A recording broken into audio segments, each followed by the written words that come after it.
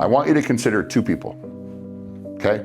On opposite sides of the political aisle, and I'm only using politics because it's a highly emotional subject, okay?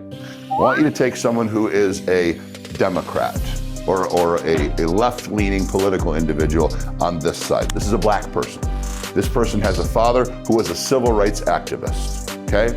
This father, who was a civil rights activist, was at a peaceful, silent protest and was beaten and abused within inches of his life by police. Some black, some white, didn't matter, not a race thing. Just police in general beat the hell out of this guy for sitting there with a sign peacefully outside of the state capitol building, okay? This individual then pounded into their daughter's head for years and years and years that police are corrupt, there's way too many police. Your daddy's rear end got beat half to death by police several times in his life. There's just too many cops out there. It was 7-on-1, that wasn't necessary, okay? Now let's go over here.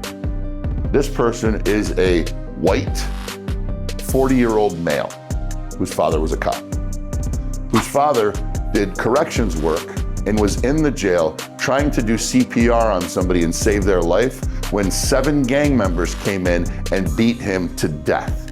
He was trying to save a life. They came in and beat him to death because there was staff and budget shortages. There should have been 3 men on that cell block, but there was only 1 guard that day. He had no assistance, he died.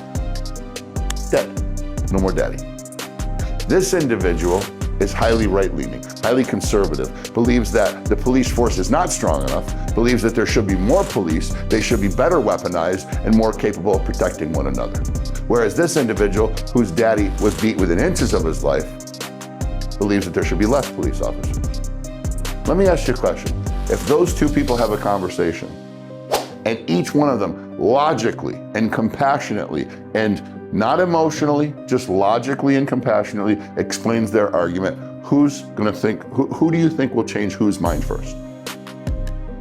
Not a trick question, just answer what comes from your heart. Either one. Great answer, pardon my French. Great gosh darn answer. Ain't gonna happen. You think somebody whose daddy got beat half to death by cops is gonna agree that we need more cops? Do you think somebody whose father was killed by gang members and lack of police force is gonna believe that we need less cops? It's not going to happen, okay? Now enter the salesperson. This particular individual, his father, told them all contractors are scumbags. Doesn't matter who they are, whether they show up in a suit and tie or in overalls, they're gonna screw you no matter what you do. You're better off just getting a few quotes and going with whichever one's the cheapest because they're all scumbags. Rattled that in their head year after year after year after year because he got screwed over on not 1 but 2 roofs. Do you think you telling that customer that is a reputable agency and is A+ accredited with the Better Business Bureau and has been in business for 6 years, but most companies only last 5, and do you think that's gonna change their mind? No. You know what a good salesperson understands? Naive realism. People believe the things that they believe from their life experiences.